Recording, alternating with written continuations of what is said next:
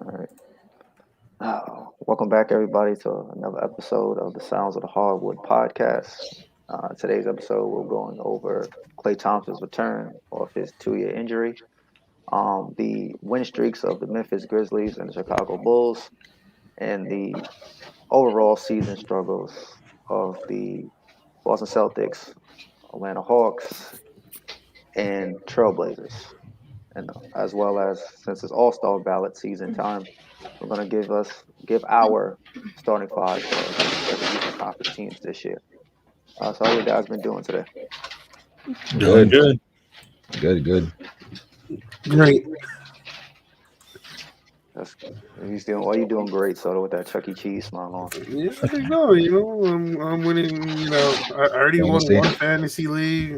I'm about to win another one today. There you go. And then focus my attention to basketball and Pete's trades. Yeah. Hey, I'm trying to move off of some dudes, but I don't have any takers on anything. No, nobody wants CP3. No. I'll take a good look. Now that I paid attention to basketball, shifted my attention, I'll definitely take a look at your team. Fair enough. I mean, I was tempted at the Chris Paul trade. I was tempted at that. But I got so many injuries. I got to see my team. I got to get people off COVID, and I got to get people off injuries. But I got Damian Lillard hurt right now. I got Drew Holiday, technically coming back from COVID. And I got one other person that's hurt.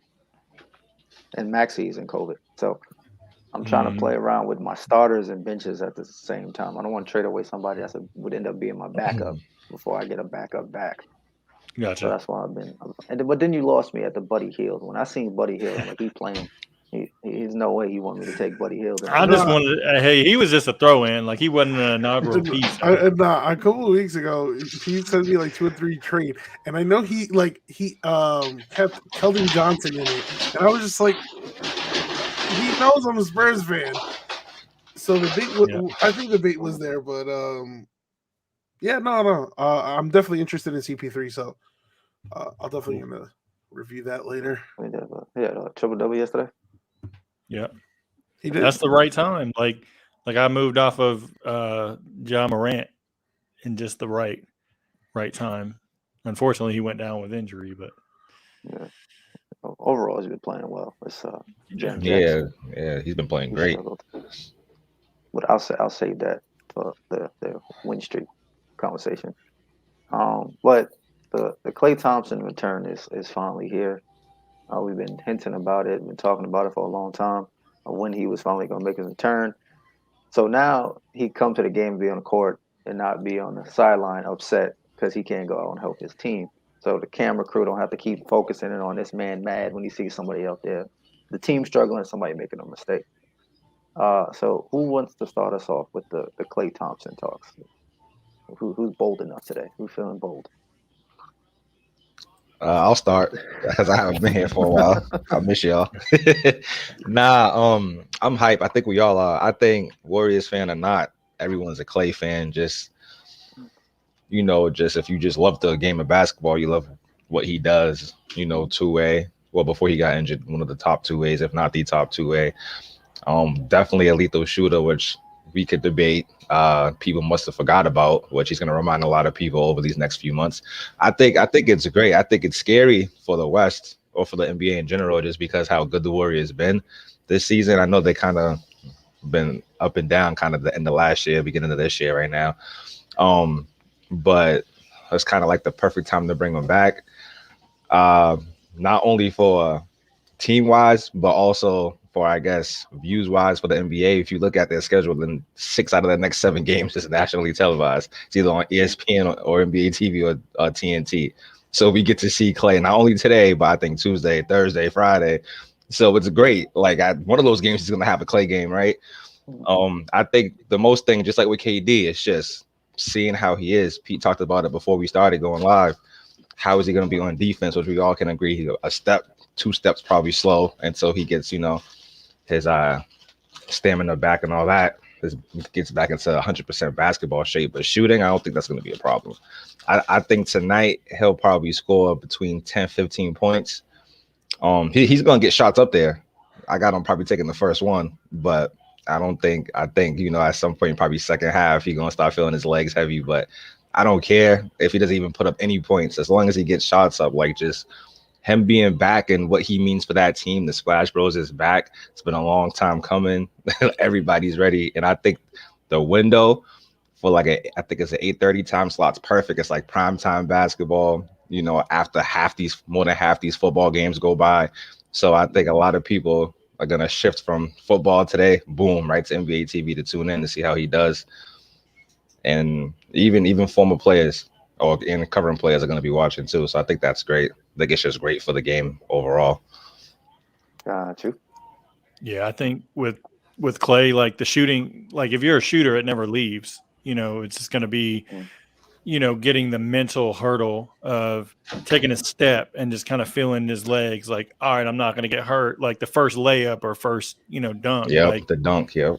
Yeah, that kind of stuff is once he can get past that side of it, then, cutting side to side, like transition, defense, stuff like that. Like all those things are what I'm looking for more so than the shooting, because it's going to be there. Like he's going to get shots up because he's aggressive anyway, and he's one of the best shooters of all time. So he's going to make them. It's just a matter of how many is he going to make tonight, because the Warriors are going to do a great job of getting him open in multiple possessions. And like you said, I wouldn't be surprised if he gets that first shot up, right away. Like just because it's like, a homage to the fans and then celebrating him being back. So, it's going to do nothing but strengthen the Warriors going forward. Like they were already good. Now you got Jordan Poole, who's been really good this year coming off the bench. Gary Payton the second is coming off the bench. He's been good, versatile defensively, even shown some offense from three. Once they get Wiseman back, it's going to be scary if he can kind of come into the fold and get his timing down and look a little bit better from a confidence standpoint than he did last season. I think the Warriors are going to go on quite a run and give Phoenix a run for their money. So just to add to and Keem, like Pete, I just I'm happy. The long rehab process has finally reached the end of the road. Sure, it's obvious that it may take Thompson a few games to get his rhythm back, but it gives Golden State another reliable scorer, a reliable shooter, another reliable threat in the rotation. And believe it or not, it's coming at a perfect time, like Ann said, but not in terms of viewership. I think in terms of what the team needs currently, because we've seen Curry, nursing a quadriceps injury and has struggled the past two games. That's not going to continue, but it's what's currently happening right now, and it just gives the team some additional power off the like, for example, it's going to boost the bench because Kerr has already gone on the record to say that Klay is going is starting right away, and Poole is going back to the bench, who's currently in the running for most improved player. So ultimately, like, I'm just excited to see Klay back on the court, and I can't wait till he knocks down that first three in his return, because that's going to be a special field-goal moment. Got you. Y'all made good points that pertains. The only thing I may disagree with, so to speak, is I don't think it's going to take him a long time to get back to playing, only because the team is playing so well right now. If you said the team was struggling, I think they didn't have to rush him back. Like sometimes when you see players, when the team is struggling, they got to rush that player back because they get off such a slow start. But I think because the Warriors were playing so well, he had kind of like an extended rehab process where he could go, okay, we're going to send you down to the G League, then we're going to let you do 5v5 practicing. So I think part of his like frustration on the sidelines we saw in the camera close-ups was just his eagerness, like, I want to go, I want to be out there, I want to go. So, and like Soto said, Jordan Poole playing so well, that's like, okay, if I get off to a slow start, and Kerr was smart by putting Jordan Poole on the bench these last few games, or off the bench rather, the last few games. So he's accepted that 6-man role. So when Klay comes in, I think the only struggle is going to be defensively, because guarding the G League player, no disrespect to G League players, it's not the same as going out and asking him to guard, your NBA elite wing players that he's known for guarding. So I think that will be his struggle. But again, having Draymond there, you don't even have to worry about that right away because you got somebody else on the team that already does that. So it's going to be a matter of, can Klay Thompson make a wide open shot? Yeah, I think Klay Thompson could do that because Curry basically gets triple teamed when he's on the court. So if he's wide open, you're going to give a respectable 3-point shooter a wide open shot? Probably not. And then on defense, okay, we may not put you on the James Hardens, the Kevin Durant's right away. Can you go out and guard like a Reggie Jackson? No disrespect to him, but like a guy that's an elite level scorer on a team that's missing players type of guy. Go guard him, get your confidence up. Yeah, go lock up Reggie Jackson. All right, big clamps tonight. Who you got guard like Garland or somebody like that? Put him on Darius Garland. Let him get his confidence defensively, and then you'll see Klay start to look like himself at some point in time in this game today. Yeah, that's a good point. Cleveland's got hurt players because like Okoro's hurt. So like I think if I'm not mistaken, they've been starting like Lamar Stevens at the 2, which is out of position, or Cedi Osman, whichever you prefer to say is the actual 2 guard. Which in Klay's defense, I mean that's easy, for both ends. Like as far as that caliber of a player compared to, like say if Colin Sexton was healthy, because Colin Sexton's going to move more, have the ball in his hands more. Klay's going to have to switch a ton. Like he may not have to do as much of that this evening because I don't know that he starts right out guarding Darius Garland, but even if he gets switched, like it won't be as bad. So I like that he picked the Cleveland matchup and a little bit of a kind of throwback a little bit to their previous. And it's also a home game. Not only that, I think these first 2 games are big.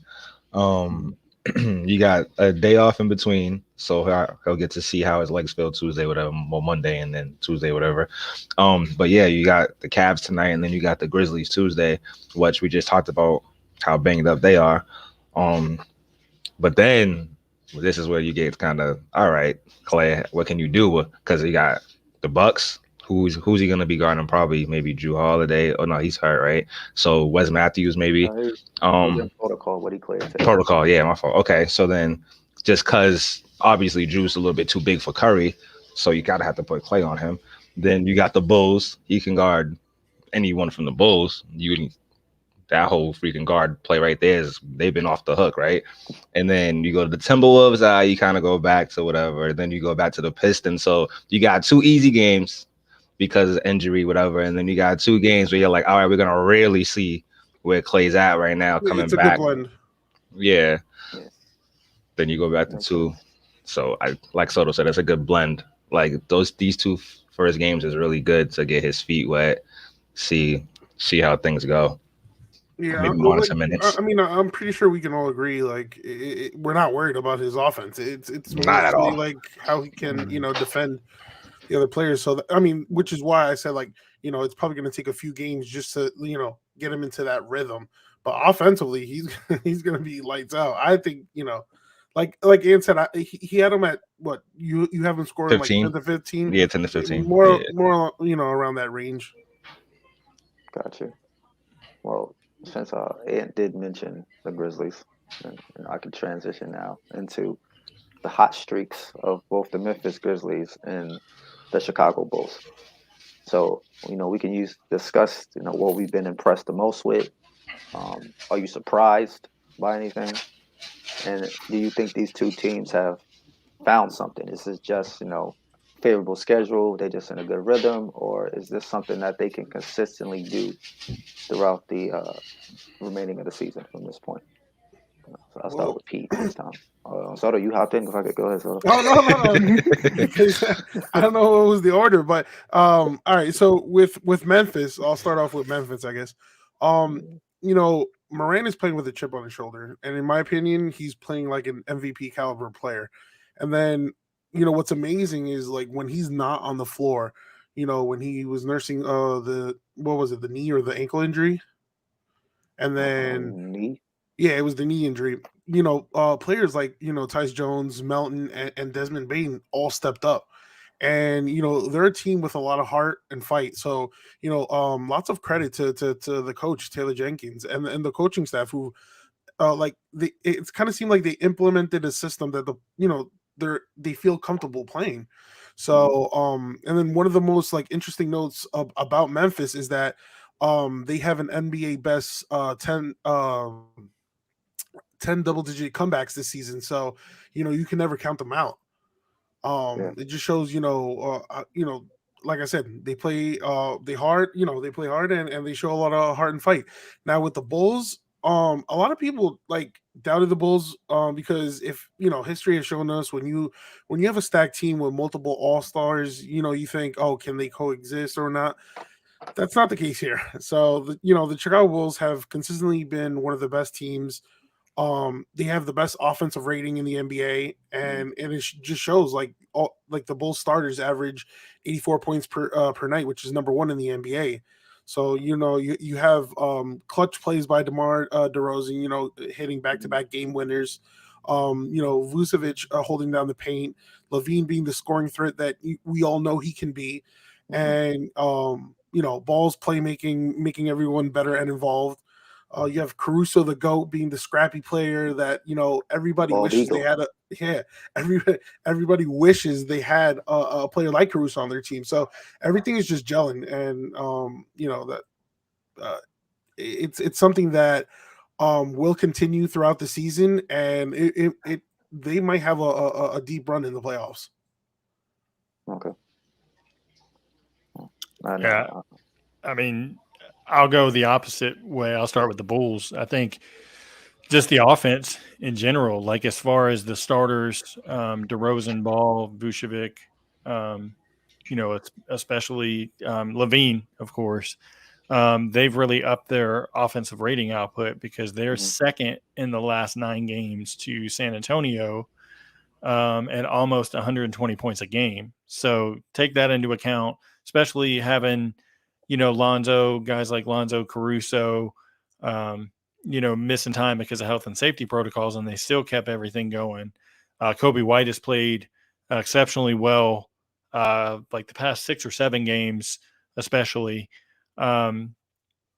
Just Levine's decision-making has been a lot better, not taking as bad, because the shot selection to me was always like, he could be so much better if he just took cleaner looks, and he's done that this season a lot better. And I think Lonzo has really helped elevate that because he's taken on more of the playmaking, ball handling role, setting guys up, doing exceptionally well with that.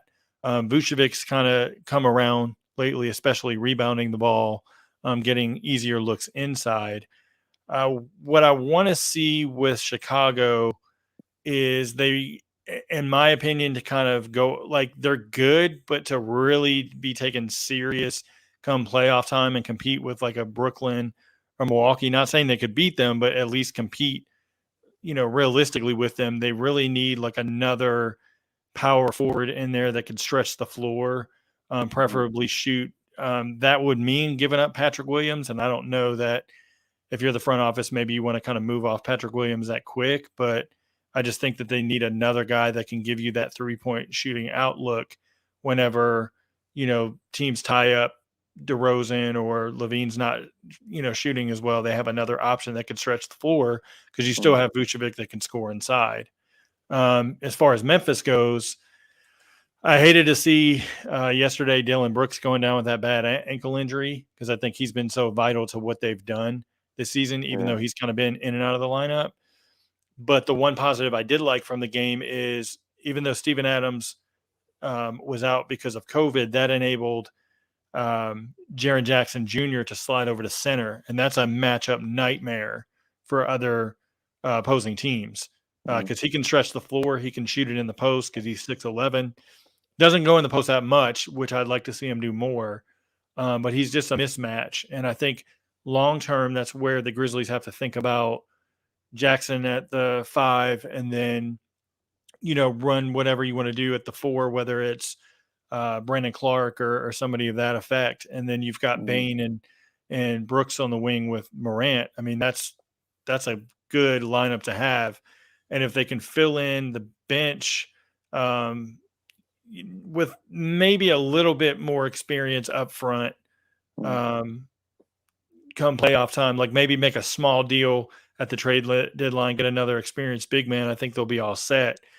I do worry that the streak is more so because so many teams are kind of mix and matching because of COVID.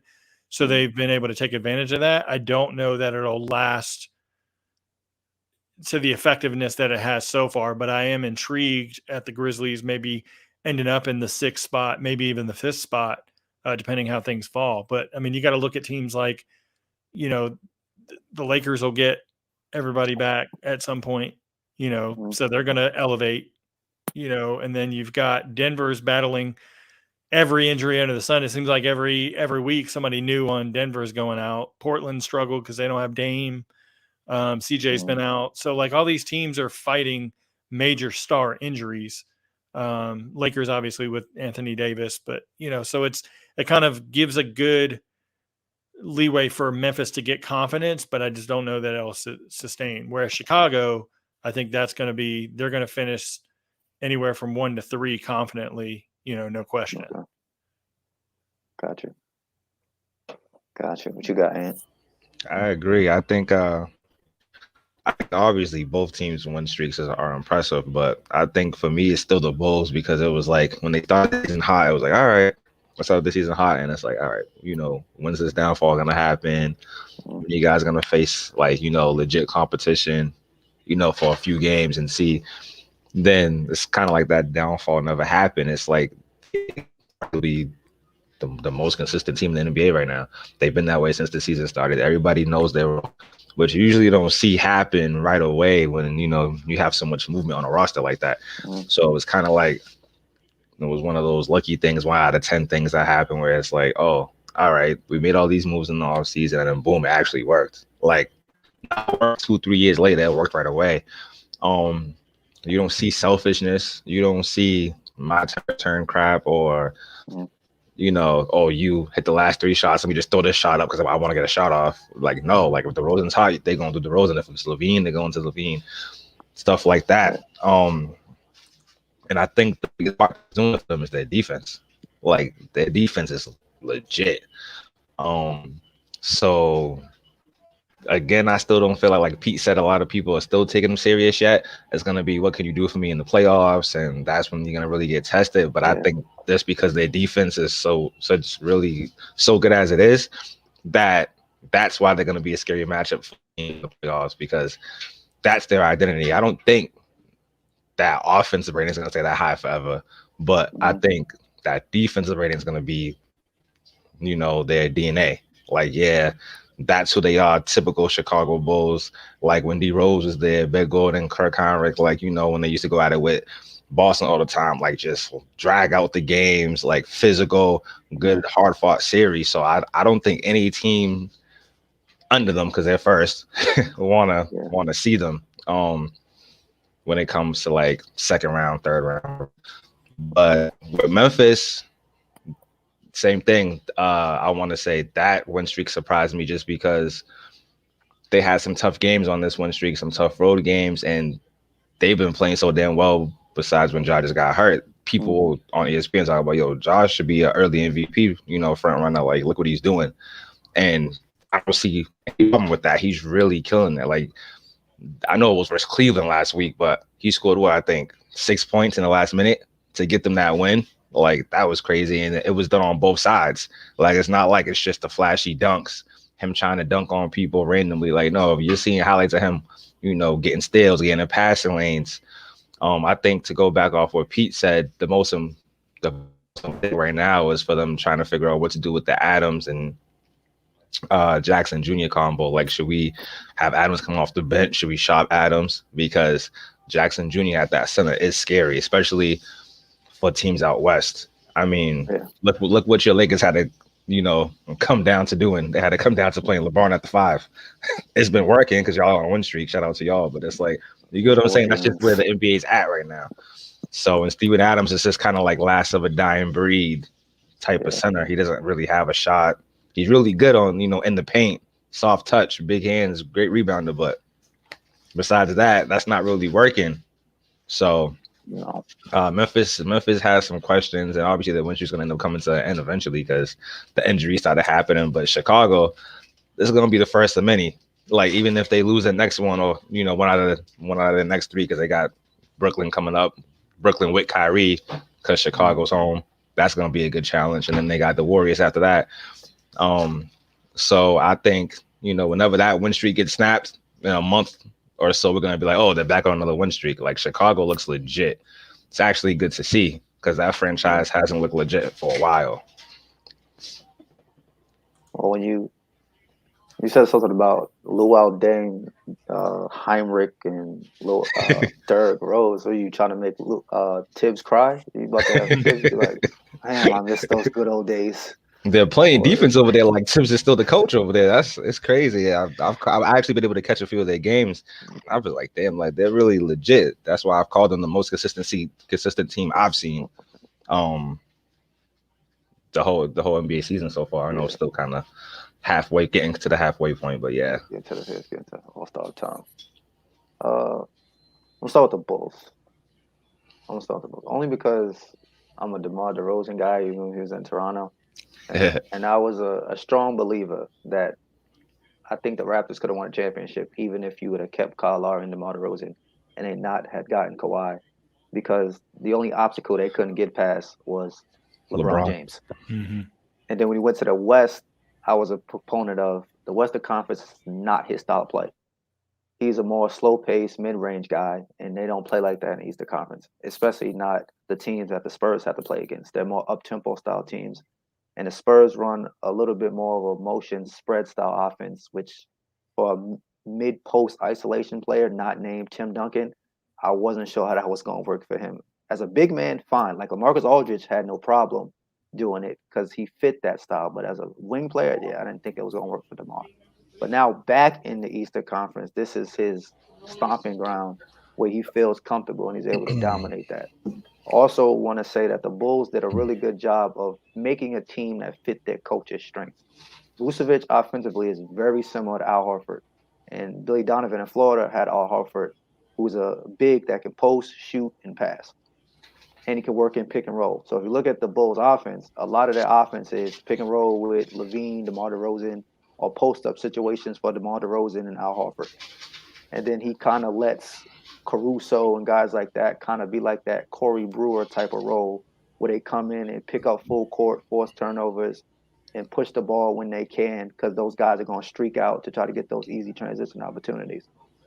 I think the Bulls long-term have figured out how they play. They play to their strengths. They're like the king of the mid-range in the NBA with three guys in LaVine, DeMar DeRozan, and Vucevic that have made their bread and butter this year off getting to the mid-range area and layups and free throws. The Memphis Grizzlies, however, I don't think this is like a revelation. I think it's, all right, Ja Morant, go do what you do, and then everybody else just figure out what y'all gonna do. Jaren Jackson, because I had him on fantasy, and I gave him to Pete, and then Pete dropped him off like a sack of potatoes. He is too inconsistent to be the running man for Ja Morant. It's like Ja Morant is Batman, and he needs an Alfred, not a Robin that's in a comic book series sometimes. He needs a consistent partner in crime. So if he's out there struggling, he's supposed to be able to turn to Jaren Jackson and go, all right, you can carry the weight. I'm getting double teamed, I'm getting triple teamed. But Jaren Jackson doesn't always do that. Now, if you're saying he got to play at the 5, well, okay, are you trusting him against Jokic in a series? Like if you say hypothetically they got to play that Denver in one of those series, are you putting him on Jokic for a whole series? Probably not. So you're probably going to have to put Adams in the game, but then you're playing 5-on-4 on offense because Adams can't score. So they got that weird thing of they got to find a big that can play both ends on the court offensively and defensively. I don't know what big that is in today's game. Carlton Towns can do it offensively, but he can't play defense.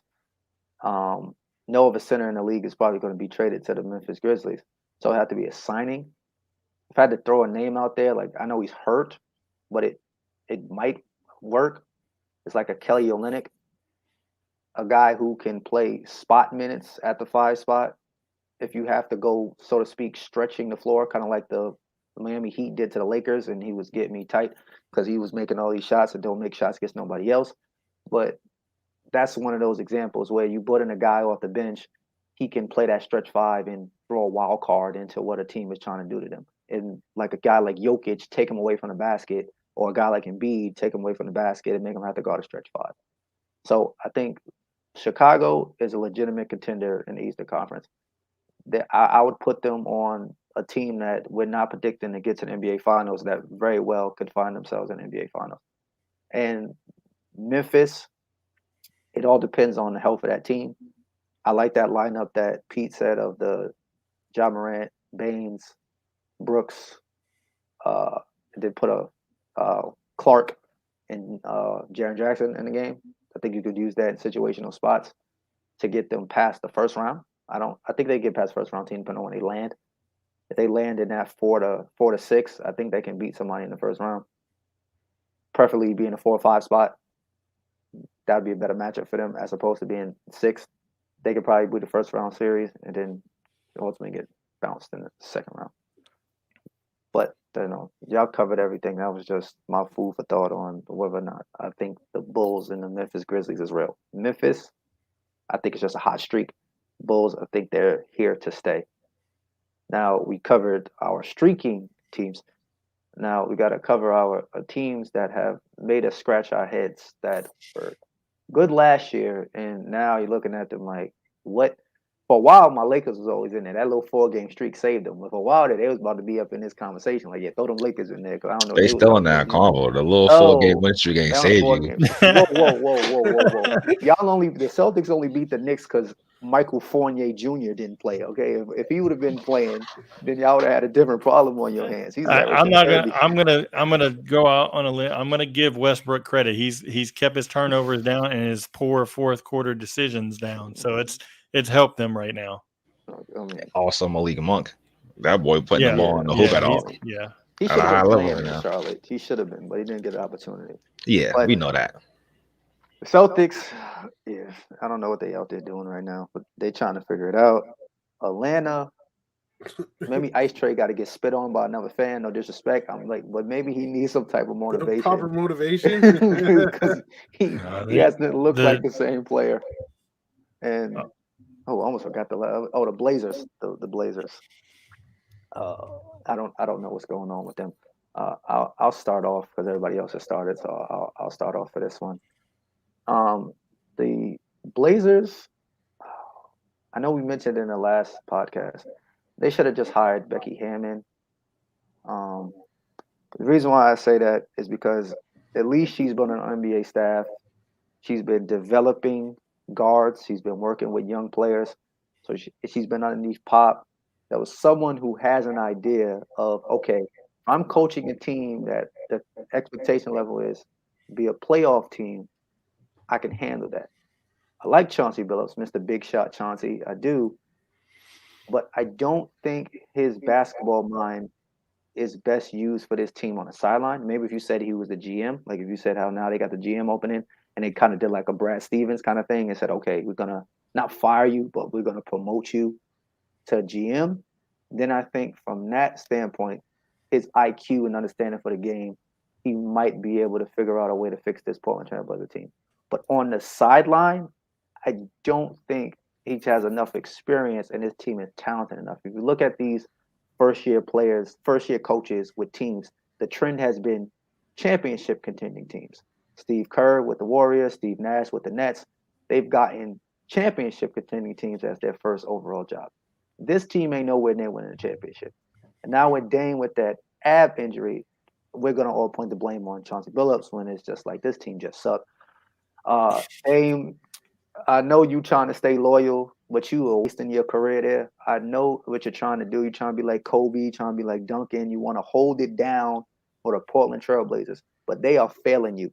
Okay, your third best option is Nurkic, who seems more interested in smacking the hell out of Tyler Hero right now than he does actually playing the game of basketball. CJ, granted, is a health issue, but I mean that's not going to cut it in the West, where your second best option is similar to you offensively and just as poor defensively. I mean, CJ McCollum's defense is so bad. I don't think if this was 2K, he ain't touched defensive sliders. So he just said, okay, down to the next category, I'm not touching defense. If you're talking about the Celtics, again, that's going to be Ime Udoka's poor heart. Hopefully, Neil Long is holding it down at the crib with some massages, something, because this man is out here getting stressed because he's trying to figure out how do I make the Jays work, Jason and Jalen. How does he make those two work together? I don't know how he's going to do it.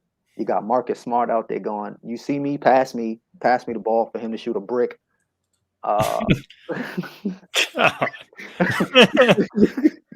You got Dennis Schroeder still can't make layups. Ant was excited. Like, we got Schroeder. He still can't make layup thing again. Go to the basket, can't make a layup. Horford, unfortunately, COVID has affected him. So I give him a pass. Time Lord, he hasn't developed offensively. Great defensively. He's staying out of foul trouble. He's kind of like a Mitchell Robinson effect. He's not foul trouble as much, block shots, but his offense is not there. The rest of that young drafted talent don't exist. Payton Pritchard, yeah, I'm gonna leave it at that. Who's the other? Neesmith. I know Ant want to talk about his Celtics eventually. Neesmith, I'll let him cover the Celtics. I don't know all those. I don't think I'm gonna cover the Celtics either. I know all the players. They ain't looking good off the bench. They got a bunch of G League players on that bench at this point. I don't even know why they even on the NBA roster anymore. And then the Atlanta Hawks, this is just the ice tray show. Is you overpaid John Collins. I don't know why you thought I want to pay somebody almost $30+ million a year who can't create his own shot. I mean, this is not the post-up big era where you saying, all right, we're going to come down and dump it into Karl Malone, dump it into Tim Duncan. That's not his game. He's a Amari Stoudemire type at best, and you don't have enough three-point shooting consistently around him to have the lane open for him to mid-range and slash to the basket. So with all of not being too long-winded, I think Portland is the head coach decision. I don't think that was fair to put Billups in this situation where he's got a team that's really not that good. I think they would struggle even with a healthy Damian Lillard like they've been struggling, and now he's going to take the blame. Ime Udoka is basically, Brad Stevens is basically still the coach of this team in the terms of he really can't make much decisions on what this team is going to look like until somebody decides what they're going to do with Jason Tatum and Jaylen Brown. And then the Atlanta Hawks, I'm going to pray for y'all, Pete. That's all I got for the Atlanta Hawks. Don't say me. All right, so I'm gonna let Ant go because he put himself on mute like this nigga. All right. I'm muting myself. He put himself on mute like he about to rage. So I'm gonna just sit back. I don't have no rage, bro.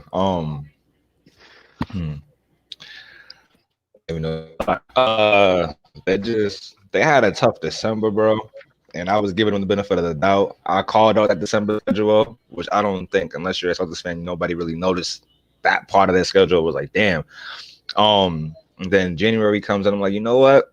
All right, let's see how January, goes, because now it's like, all right, 2 months in, close to the halfway mark. By the end of January, you are who you are. Whatever seeding you're at by the end of January, that's where you're gonna be April, right?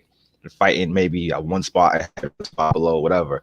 So I seen a tweet and somebody was like, hey, I got Boston going 12-3, maybe 12-4 the month of January. So I look at the schedule, and if you look at their schedule for January, it is a bunch of, you could say they're gonna be winnable games for them for the most part, and a lot of them at home. Okay, cool.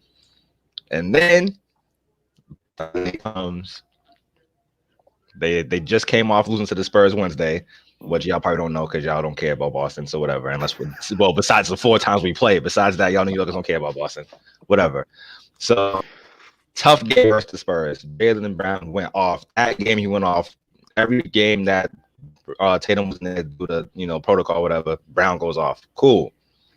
Back to back. No one's taking that into mind with that second half breakdown. Most teams do that. They have a hot start. Everybody touching the ball moves great. That's Ime to basketball. That's what he wants. He wants kind of like what I talked about with the Bulls. Defense creates offense.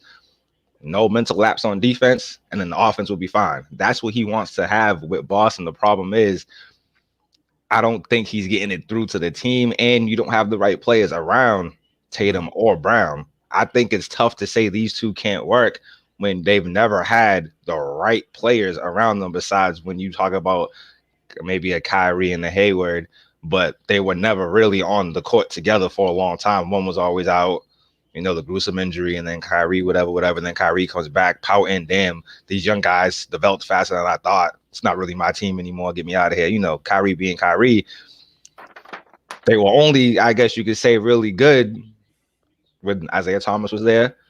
And then the second half of the season, when Kyrie got there, second half before the injury problems. After that, it's always been up and down. Boston folding after being up 20 plus even happened when Brad was there.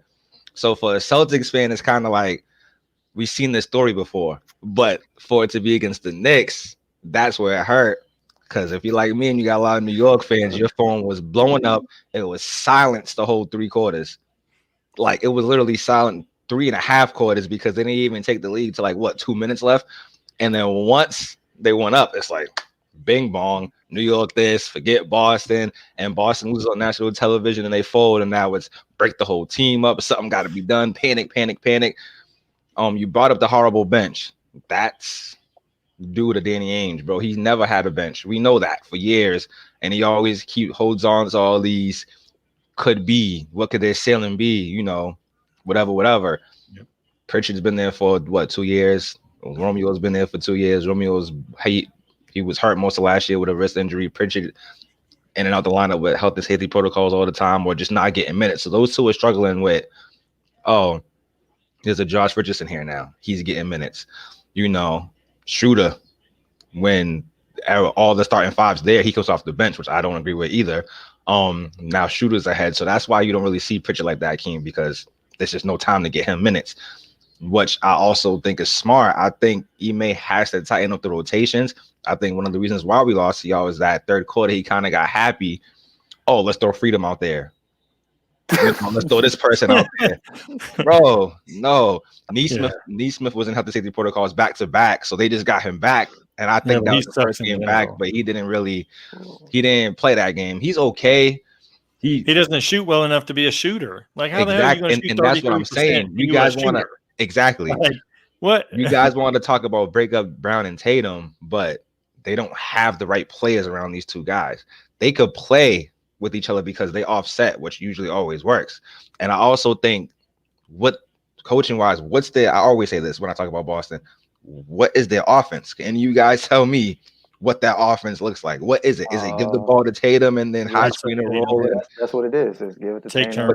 But that doesn't go with what he really wants to. So it's like there's not enough ball. Like, you don't have the yesterday. No. Exactly. You don't have a point guard. You have no point guard. Yeah, exactly. Schroeder is a 2 guard. Like, he's not a point guard. He's not a point guard. Pritchard, Smart is a 2. Pritchard's not a starter. Yeah, Pritchard's a third string. Yeah, I was definitely going that direction. I was going to say you have Smart, who's technically the point guard, but he's not a facilitator. He's a defensive specialist, and then Schroeder is a scorer, not a facilitator. So you're lacking floor general. He's exactly, and that's what I'm saying. You guys see it now, but I'm just saying I'm not doing. I'm like Jalen Rose right now. I'm not. I would be beyond shocked if Brad pulls that plug this early, because it's like, damn, they had early success. That's part of the reason why everybody's like, you guys had success early. 3 out of 4 years Eastern Conference, ran into LeBron, whatever. Who hasn't LeBron like messed up when it came to the East when he was in the East? He was hurting a lot of teams, And dreams. in fairness, but a lot of those teams have traded their players or fired their coaches because they was losing to LeBron. Yeah, but we lost players. Maybe some to trade, some to just leaving, and then who's left now is just the young core. But one thing I will say about Park, even though a lot of times he talks crazy, when it actually happened that night, he said everybody's too comfortable. I think that's the word to use. Ime, for some reason, is too comfortable with Tatum, Brown, Smart. I would say mostly with Smart, because it's like, bro, say what you want about Brad. Brad would have established roles with at least the top 7-8 people. Then the rest is like whatever. He would have probably had Richardson starting some games, or the first one off the bench, not the second, maybe third one off the bench. I like Richardson. I think he's a good fit for that Boston team. But for some reason, 1 minute, one game he'll have 15 minutes, one game he'll have like 7 or 8. That you're gonna always get inconsistency from anybody if you're not giving them consistent minutes.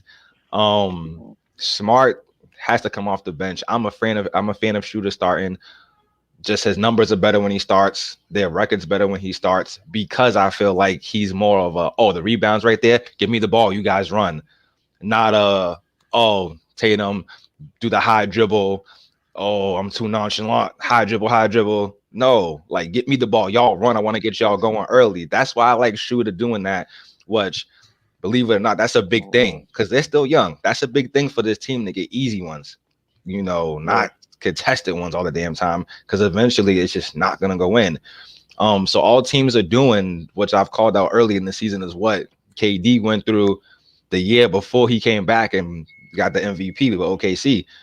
Just trap right at the high screen roller, just trapping you, and you're doing stupid over the head jump passes, cross court steals. You know what I mean? And it's just like you got to do something better. Why not have Tatum and Brown do pick and rolls together? Why is it Smart and Tatum or Shooter and Brown? Because guess what? They're gonna leave Shooter. They're gonna leave Smart. So it's not helping. And ain't nobody else on that roster right now hitting any shots. So it's just you two give me what you got, and Rob, do what you can on defense, and catch alleys, whatever on offense, and then the rest we just hope somebody, gives us something on any given night. Sometimes it's Richardson, sometimes it is Smart, sometimes it's Pritchard or Romeo, whatever.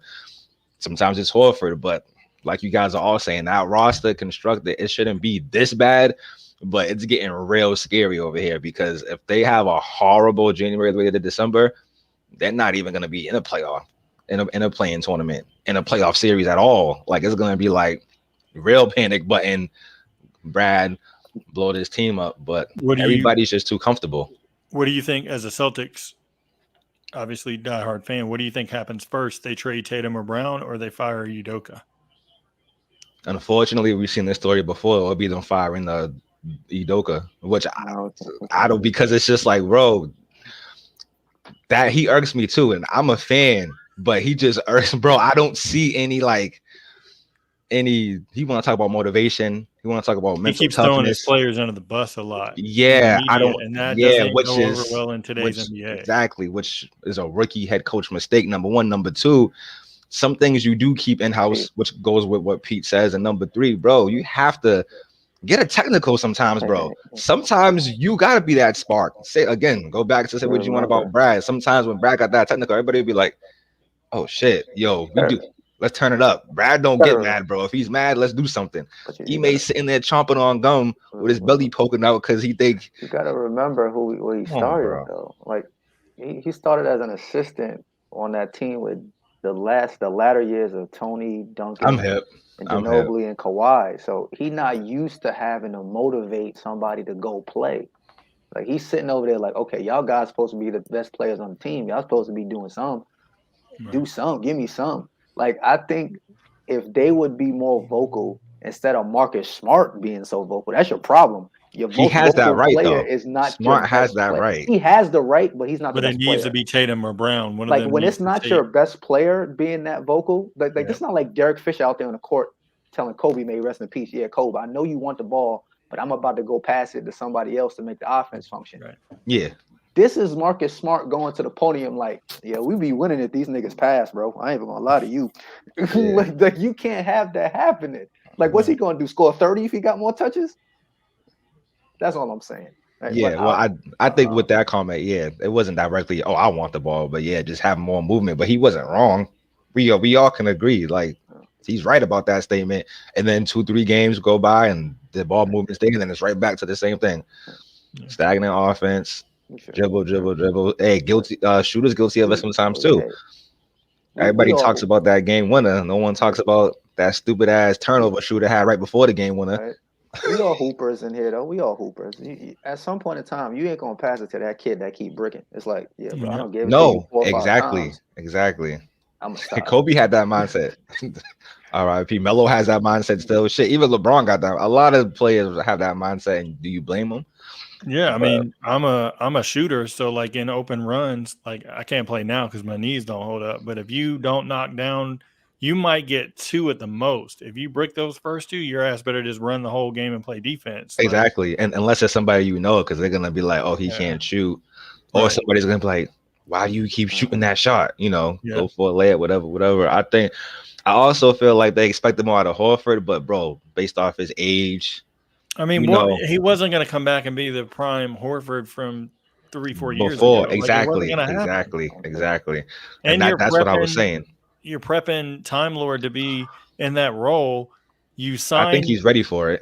You signed, was it Freedom now? Like, what place Not does even he have getting on minutes. his name? I don't know. That's what I'm saying. They were just trying to put people that they felt like Tatum and Brown and Smart would be comfortable around. That's why I definitely feel like they wanted Horford because familiarity, you know, whatever they know. But the crazy part, all these 3 teams have like the same issues. For sure. So it's like the topic is like we feel like we're talking about Coach one is team, the big we're thing. all talking about For all the same 3 topics for all 3 teams. And I don't, before my fault, my last little part of my rant, I don't want, you know, I don't want to be that one. Hey, another black coach, you know, gets fired real quick. They pulled the plug on him too quick, you know, and then Stephen A is going to be on ESPN doing a 15-minute rant. I don't want to put that out there, but part of it is coaching. Like, it's not just, oh, Tatum's, you're not a leader, Brown, you're not a leader. Like, yeah, you guys want people to be vocal. You're going to probably get that out of Brown more than Tatum. Look at the statement he gave yesterday. He sees, they all see it, but Tatum's more of a, I'll keep it in-house, let my game do the talking. Brown's like, nah, y'all need to stop saying that. Like, we could really coexist. Watch this. I'm going to show y'all. He has 19 on 6 for 14. I got a triple-double. Look at, you know what I mean? Look at that. Like, that's how Brown does it. So I guess if you're looking for a leader, it's going to be Brown. But if you're looking for the person who's going to take the last shot in the game, who you wanted to get you over the hump, that's going to be Tatum. And I think then it's like, and just real quick, because I know Soto was about to go, I think that's what Ime is talking about. When he's like making those comments about, he's not necessarily trying to throw somebody under the bus. It's sometimes as a coach, if you got a guy that, like, obviously I coach kids, but it's not the same difference. But I have kids who they're talented, but they're not vocal. They're quiet. And sometimes I have to get on them to make them get mad to say something to their teammates. So it's like maybe, so like that was recent that's Jaylen Brown responding to his coach. Like, wait a minute, we can figure this out. So he's meanwhile saying thank you, because that's what I've been trying to say, is that when the game is on the line and we're struggling, I need y'all to get the group together and go, okay, get us the ball. I know they're going to double us. When I get it to you, I need you to make that shot. Marcus Smart, bro. I agree. You a defender. We gonna get you when you open, but we need you to lock in on this team's best. Fournier is whipping our ass right now, bro. Can you go guard him, please?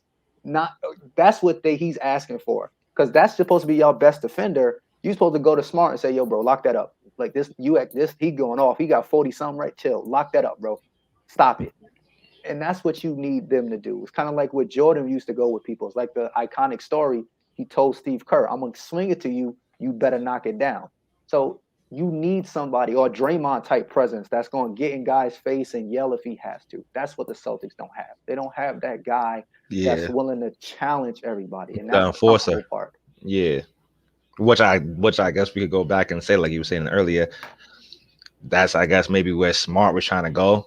You know, 2 weeks into the season when he made that statement, he was trying to pull his Draymond impression and get people. And like I said, it worked for a week or two. And another thing, I think I told Soto this before too. I think Jaylen Brown's healthy, but I don't think Tatum's healthy. And I've been saying that all season.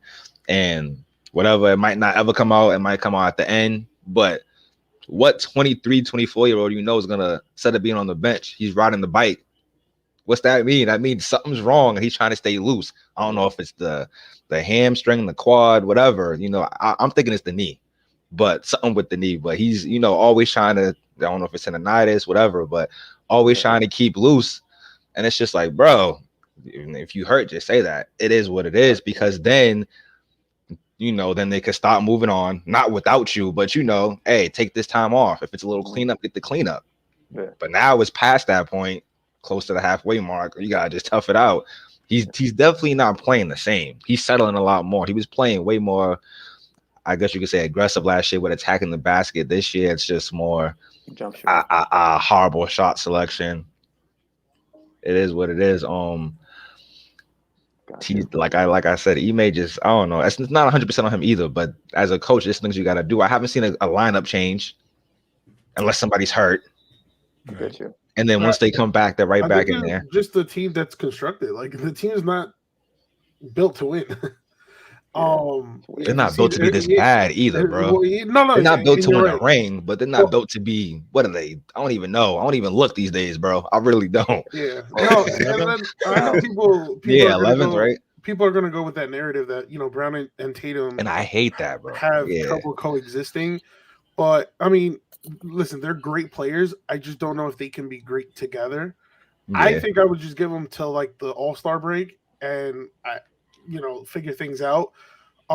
Because I know, Brown wants to make it work. And I think you saw that in yesterday's victory against the Knicks. He was more of a facilitator. He usually takes more than 20 shots. He settled for 15, but he did have 11 assists. So, which is what we talked about where, the Celtics don't have a true facilitator. So yeah, that goes with the Celtics. With the Hawks, this was a team that was just a couple of games away from the NBA Finals last season, and they were like, let's run it back. Let's see how it goes. And then with injuries and COVID-related issues, which a lot of other teams are currently facing the same issue, but the Hawks have way too much talent and depth for them to be playing so poorly. Not defensively, they don't. Yeah. And regarding the Blazers, I mean, the Blazers with the injury bug and inconsistent plays, especially in the fourth quarter, I think it's definitely time to shake things up. Keem, I know you mentioned, with Lillard and his pride of being traded. Yeah, they at this point just trade Lillard because it's clear as day that you've been trying for so many years with CJ and Lillard. It looks like it's not going to work. So I would just blow up the whole operation on that. Gotcha. I don't know. I think with the Celtics, like Ant covered pretty much everything. They from only thing that I've seen, I did like not playing Smart and Schroeder together. Like don't do that. Like it's just not a good thing. Udoka's got to go smaller more often. I think the bigs lineup just it's not working. Like I feel like Horford should be the backup center. Like that's your better bet. 100% agree, Pete. 100% agree. It's better. Like, I mean, you have options that can stretch the floor at the 4. Like that's your better option. The biggest thing is they need a playmaker. Anything that they can do to get like a Derek White, who I think would be perfect for the Celtics as a starting point guard, because he can pass, he can score if needed, but he's not going to overtake the offense. He's not going to take away from Brown or Tatum, but he's able to set them up and remain decently effective defensively, where he's not a hindrance. They're going to end up trading Schroeder at the deadline because they can't get anything for him if he leaves. So you've got to trade him. They need to trade Freedom. Like, get his ass out of there. Like, he doesn't do anything. You've got to figure out how to retool with what you have, like, especially with the bench. Like, get some pieces that can kind of switch out, and then that's the best you can do for this year. Focus on the offseason and figure out if you're going to keep Udoka or not. If you are, then you've got to kind of build a team around what he's looking for. His coaching style. Even though it's probably going to suck for Celtics fans if they had to part with Brown and Tatum, and I don't think you have to, but I think that that's the move ultimately they're going to make if they keep going conservative every year. With, we did 1 or 2 tweaks and we didn't, make major changes to the offensive philosophy. And like, otherwise it's just going to be you're recycling the same thing all over again. Atlanta, they made the mistake. You obviously, Keem, you talked about Collins, so I'm not going to touch on that. You covered him. Herter, everybody calls him Red Velvet. He's looking like Carrot Top. He's not he's not really like effective. Like he's hit or miss. Like he has games where he'll put up 16 to 18 points, and another game he'll put up 7 and have defensive lapses. Like, come on, like you can't go from red velvet cake to carrot cake, and it's just not like it's not. Well, carrot cake is the hitting. difference is it's just not. So you got that. You got Bogdanovich, who's been in and out of the lineup. He's been ineffective when he's in the lineup because he's not able to score, I think, to the level that they thought he was. The 19 points a game scoring output, that hurts them. Trey just doesn't look like he trusts the offensive flow, and that's hurting because he's not able to just freely play his game and get in the lane, make plays for others. It just looks like he's just off. Whether that's COVID or not, like whatever, I just think you have a coaching style of Nate McMillan, then you got Chris Gent in there right now because of the health and safety protocols. Different philosophies, different voices. Gent was a college player, longtime assistant. He's not really a head coach caliber coach, so I don't know if the voice is just being different or changing things up. Reddish, inconsistent playing time. Like, how do you expect this guy to flourish if you're not playing him consistently? Give him 24, 25 minutes a game. Let him do what he does. Mistakes are going to happen. You already don't have Hunter. Like, what are you doing? Like, you're going to play Gallinari a lot of minutes. You already know what Gallinari is going to give you. He's going to give you a couple mid-range buckets to be able to kind of pull up. He'll give you a 3 or 2. And then defensively, he's going to give up 25 points. Like, it's the same story every time.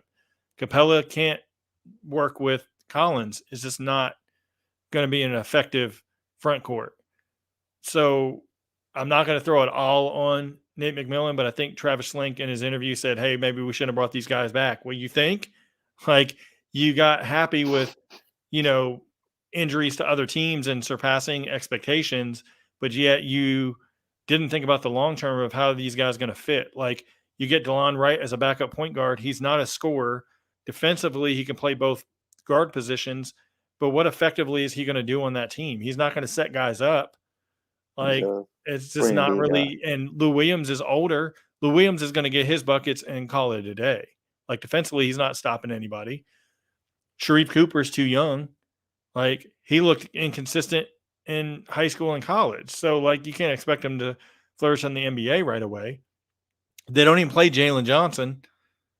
What are you doing with this team? You're not developing anybody. You're not getting consistency out of anybody. And it's because they don't want to develop.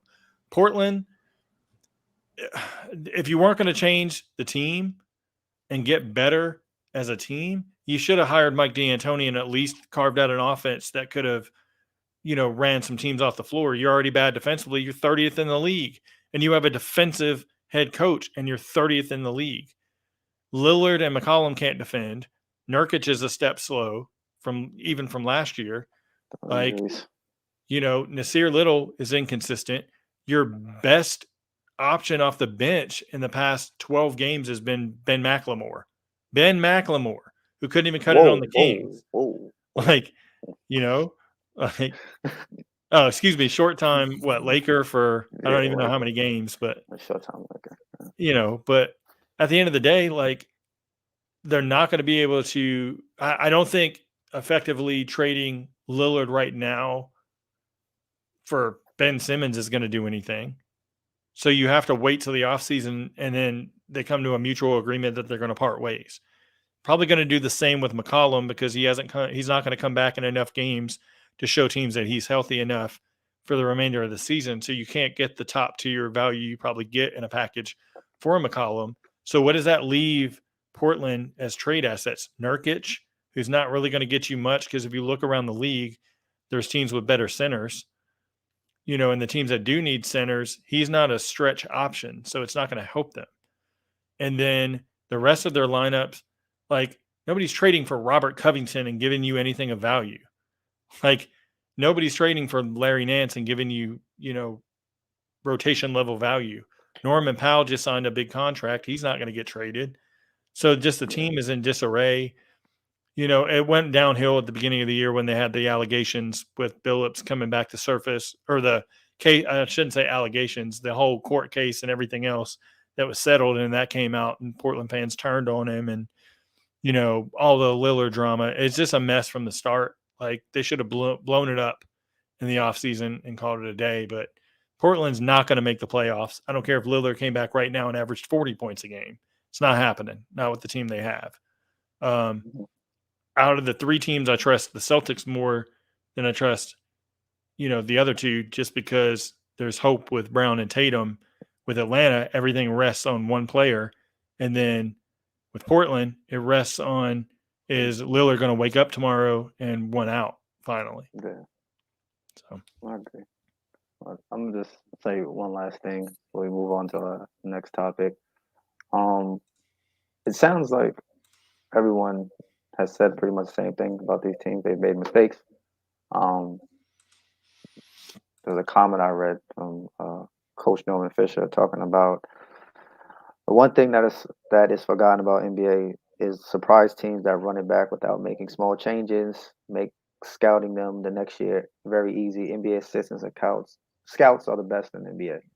And I think all three of those teams have suffered from that in some form or fashion. I think Trailblazers, everybody knows what their offense is. Give it to Dame, give it to CJ, make something happen. It's easy to guard that. Even in series when Dame has put up 50 in games, they've lost those games. And you sit there and go, how the hell does he have 50? Y'all still lose. It's because nobody else does anything other than CJ McCollum. The Atlanta Hawks is ice tray. You know what's coming. Pick and roll basketball. If you can guard that, or his help is not making shots, you can live with that. And then, like Ann said, with Celtics, you double team Tatum and Brown, and then figure out if somebody else on that team's going to make a shot. My crazy take would be, I think the best thing to happen for all three of these teams is don't make the playoffs. Because if you make the playoffs, you give yourself a false sense of reality, kind of like the Atlanta Hawks did, that I got something here. We can figure it out. I think if you don't make the playoffs, it forces you to evaluate that team and say what works, what doesn't work. In the case of Portland, just trade Damian Lillard. As much as he said, I want to stay here, it hasn't been working. With a healthy CJ, it's not working. Trade him while you get something for him. Whatever you get back, take it. If it's draft picks, if it's young players, aspiring contracts, take it, because you're going to suck for the next 5 years anyway. Just trade him now while you still can. The Atlanta Hawks, if you want that three to be Trae Young, John Collins, and Clint Capella, then you got to go get 3-point shooting. You got to go find guys who can knock down outside shots and defend. Get yourself some 3-and-Ds. I don't know where you're going to find them, but maybe a Robin Covington on a cheap contract is an option. He can play the 3-4 guy option spot. He can shoot threes. Maybe a Desmond Bane. Maybe I target him and say, okay, that's a small market team. They might not give you a big payday if they got to pay Jaren Jackson and John Morant. I might be able to steal you. A Dylan Brooks, I might be able to steal you. Look out for guys like that and bring them onto your team to change it. The Celtics, if it's going to be Tatum and Brown, same thing. You got to get 3-and-D players. Do not go get a point guard that needs the ball in his hand to set up the offense. I know he's not in the league no more, but I'm going to use an example. Mario Chalmers type, Derek Fisher types, that's the model for what the Celtics need at the point guard. A guy who can just drill the ball across half court, pass it to them, go cut off in the corner, and wait for a skip pass so he can shoot a three. Don't get a guy that needs the ball that's got to be a lead guard type of role. Dennis Schroeder's good off the bench, and he works sometimes as a starter because he's a streaky scorer, so he doesn't take a lot of shots. But you need a 3-and-D, which Marcus Smart's supposed to be, but we'll digress. And what I think those three teams, sometimes losing in the NBA is a humbling experience, and you can learn from it. Like the Spurs, like the Knicks, like the Lakers for a while. When they had those times where they weren't making the playoffs, they were losing. It forced the management and ownership to say, okay, if we want to ever be a championship-esque team again, we got to fix things. So sometimes losing is the best option for NBA teams. But to get on to a more positive, because I think we all Ann was a little bit more stressed than us. We were just, talking about teams we watch. Ann is the fan of that respected team. And Pete, it doesn't claim the Atlanta Hawks, even though he resides in that Georgia, Atlanta area now. He don't claim them. The people that live here, have born here, don't even claim them. So, as you can see by the background, it's all Philly. So he's acknowledging where he resides. Yep. But Now we have the All-Star game coming up, so the voting is out. There's already some questionable All-Star voting positions, like Klay Thompson being over Devin Booker. But that happens because fans vote for who they feel they want to see. So as fans, for the respected teams, I know it's not really like a traditional East Coast West Coast, but if you're using the format of which they do it now, who would your starters be for those respective team? And the team captains conversation has started for the respective conferences. They do that traditionally, East and West, with the captains. So who would your captains be, and who would your starting fives be for this year's All-Star team? Anybody can jump in. I don't know that order. The captains I think would probably be LeBron and KD again. Mm-hmm. And this time KD will play, bearing any injuries. Right. So hopefully we get to see KD, play. But that seems to be like the most obvious captains, right? Yeah. Unless, the only wild card for the East might be, somebody might say DeMar. If you want to throw a wild card in there. First, because the Bulls are currently the first place team in the season that he's having. No, I feel like he's going to be a starter. Yeah, I feel like you could throw Curry in there as one of the captains just because of the record compared to the Lakers. If you're going to go, because I think they go by record, right? Like whoever has the better record out of the two conferences, like the two teams, as far as where they go with it. But because I don't know that we'll see Booker in the starting lineup, obviously. So like you wouldn't have Phoenix. So then you'd have to look at Chicago too. So you'd have to look at if Chicago holds it. Do you put DeMar? Because technically, even though he's a forward, they have him listed in the guard category, which makes no sense. But, at the same time, like if you put DeRozan in at forward, yes, that elevates one of the needed guards in, but then that takes away because you got KD, Giannis, and Embiid. So which one of those falls off to make room for DeRozan? So that's kind of why I think they snuck DeRozan in as a guard rather than because they didn't want to push one of those three out. But so should we name like the 10 starters? Yeah, just name your 5 for the East, 5 for the West. Who you think would be the starters? Oh man. So all right. So it would be Curry. So wait, obviously we're going by fan vote, right? You can go by I guess whoever you think is going to start. So 2 guards, 3 front court. If he's not injured, it's Luka, LeBron, Jokic. Damn, I gotta check. Do they have Luka as a guard or forward? See, that's a very good question. Guard. Okay, guard. Forward. Yeah, he's a guard. Luka's in as a guard. Yeah. Okay, and I don't see why not. He's having a great year, but a lot of people might disagree with me. But maybe Draymond. Okay. There's no AD, and what Draymond brings and what he's doing for the Warriors team. You gotta kind of acknowledge that. That was for the West. For the East, 2 guards and 3 forwards. So it would be DeMar DeRozan, Trae Young, KD, Giannis, and Joel Embiid. Okay. I'll go back. Oh, go ahead, King. You go. No, you go. I was gonna say I'll go backwards. I'll go East first. So it'd be 3 front courts, stay as they are potentially right now. It'd be Embiid, KD, and Giannis. Backcourt, I'm gonna go because of the better record and rewarding DeRozan and Levine as the starters. Even though I think Trae ends up probably as a starter over one of those over Levine. I want to reward Levine because Chicago's kind of well exceeded expectations and Atlanta's kind of fell off. For the West, it's going to be Curry in one of the guard spots. I've got to give Morant the other guard spot. And then that's where you run into with the forwards, LeBron, Jokic. And then I had trouble with the other forward spot because I don't really like any potential options as a starter, and you can't really switch around. Because if it was me, I'd have like Donovan Mitchell in there, but you can't put him as a forward. So it came down to Gobert and Draymond Green. I gave it to Draymond just because of the record. And I don't like the fit of Gobert with Jokic together in that front court like that, but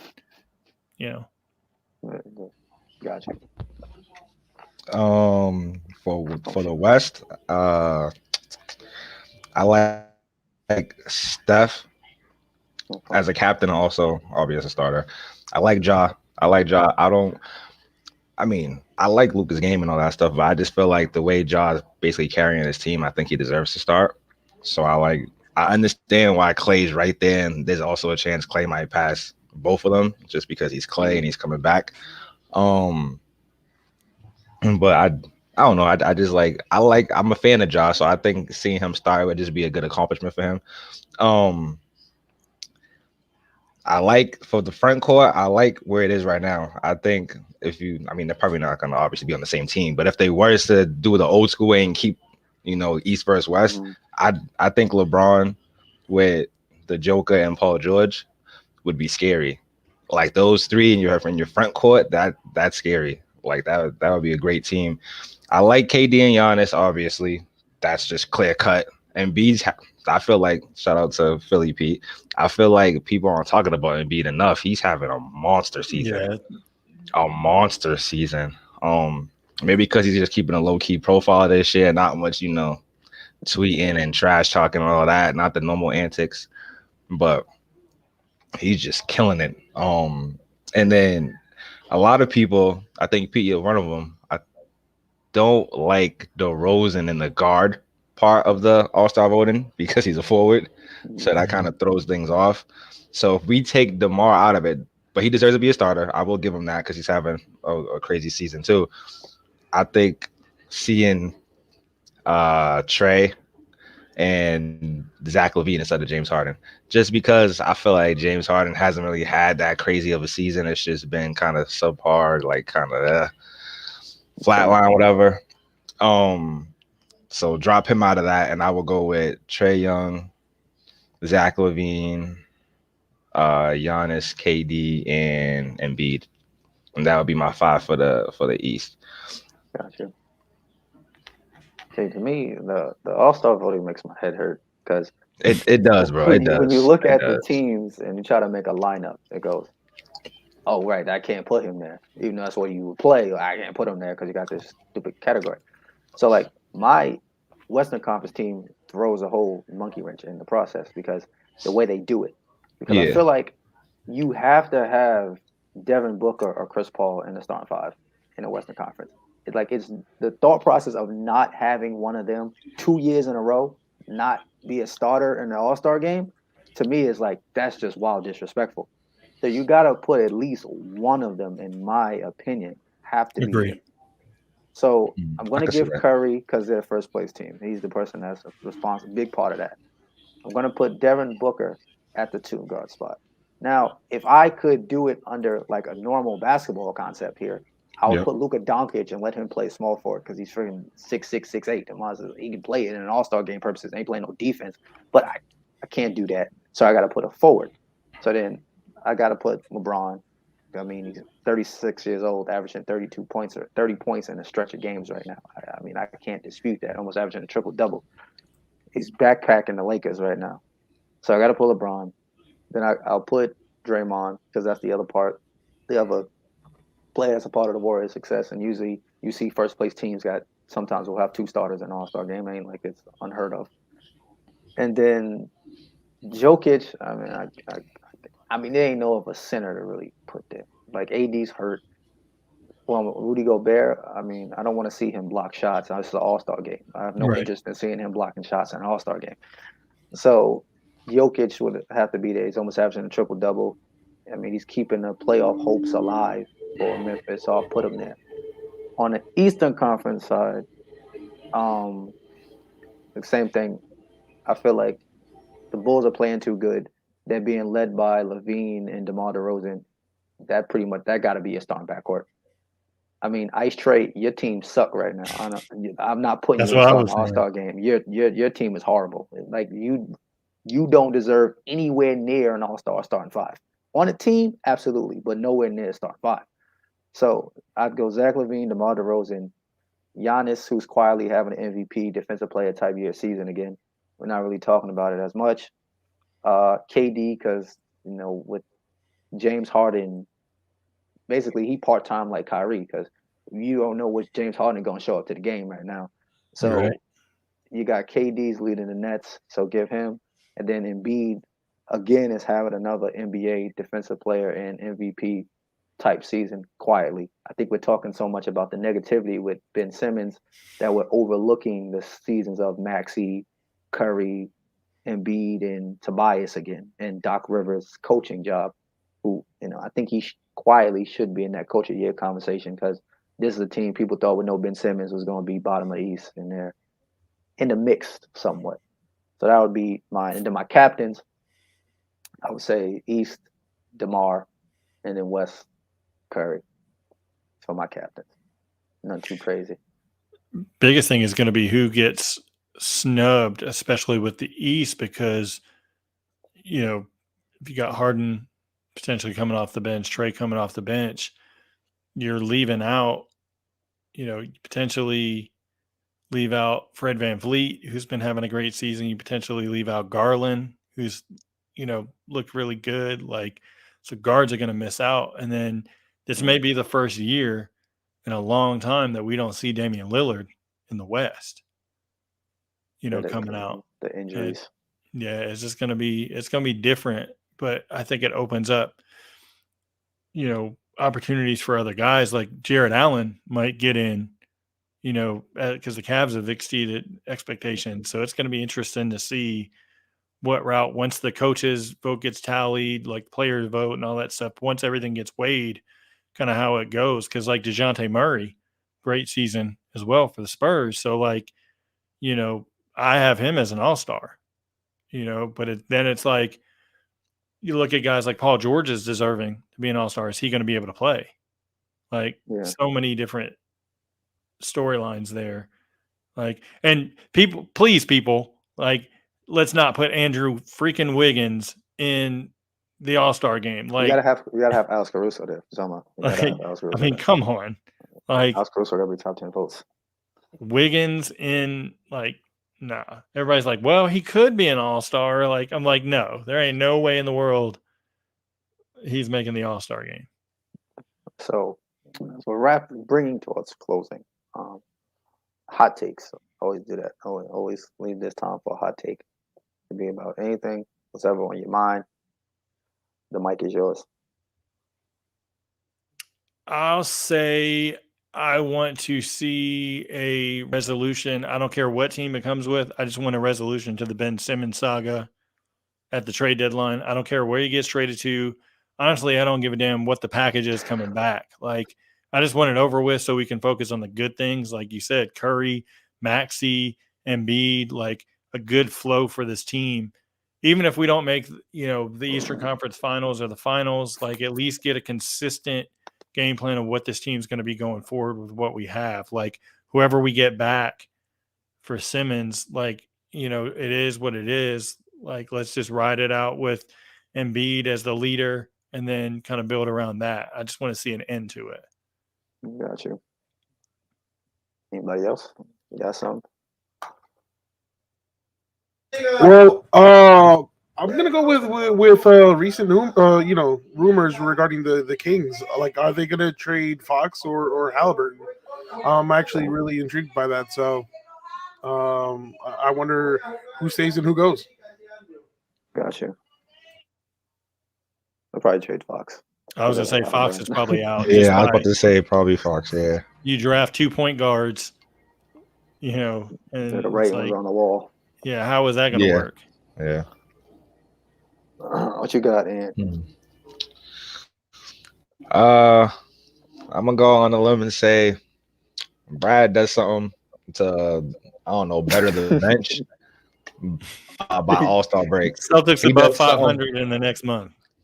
he does something by All-Star break to better the bench. He probably ain't gonna do nothing with the starting five, but he'll do something, that will make you nod your head and be like, that could work. Typical Celtic shit.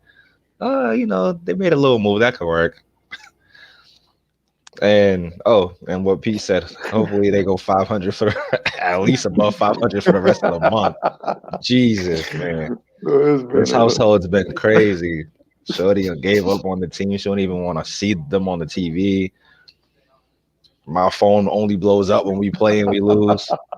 It's crazy. Getting those Beely Nick's texts. Yeah, it was real quiet Saturday though. It was real quiet Saturday, and then he didn't at me on Twitter either. There was no fun. Yeah, that's all. Fournier took a day off. Fournier playing like we traded him. 48 would have gone for like a good 35. He's at 32. I feel like they still would have lost though because the way Fournier plays. You're right. You're absolutely right. Well, not even Fournier. Fournier plays good regardless. He's averaging 30-something versus Boston. But the way the role players or just the others play, just like any team at home is completely different from on the road.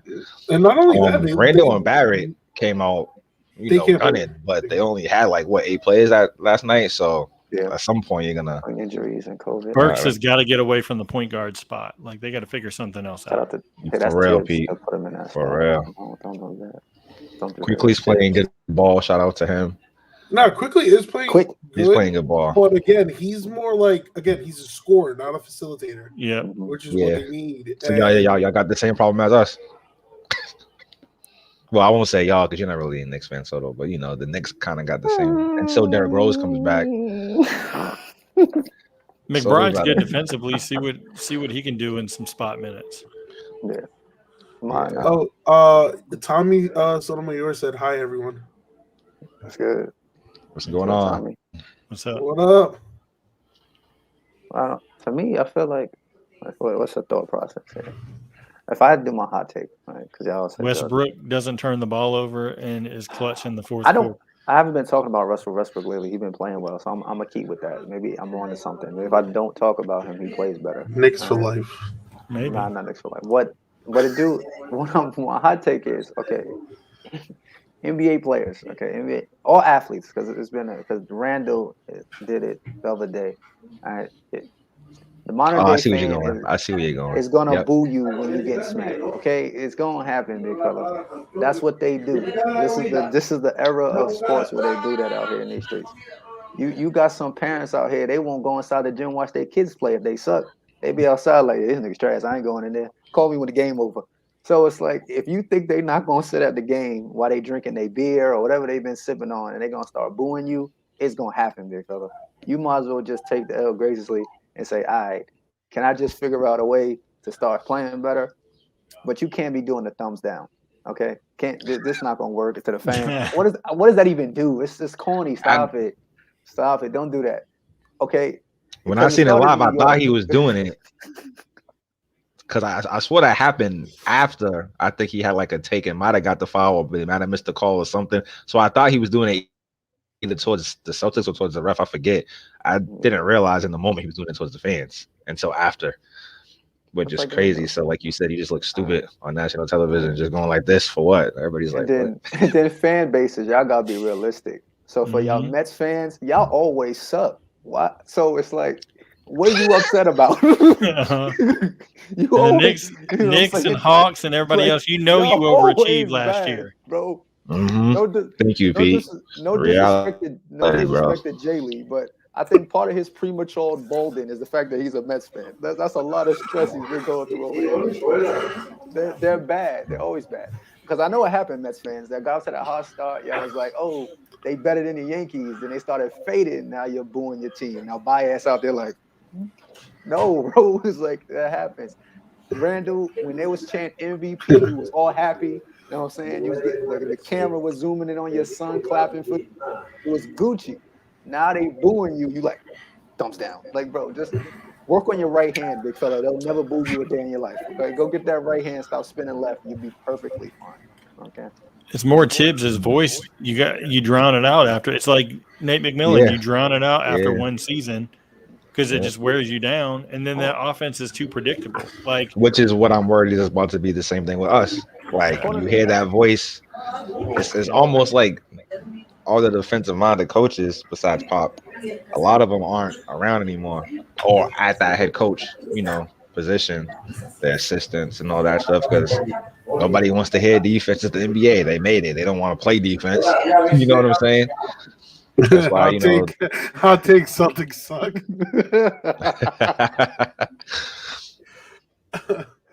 But I mean, it happens though. But you got to understand that it's a part of the struggle in these streets. But that brings us to the end of this week's episode. If you missed any parts of the episode, you can find it on our Facebook page, Sounds of the Hardwood, YouTube channel, Sounds of the Hardwood. If you prefer an audio version of the podcast, we post it to Apple Podcasts, Spotify, and Anchor. We'll be back next week. Same time and place.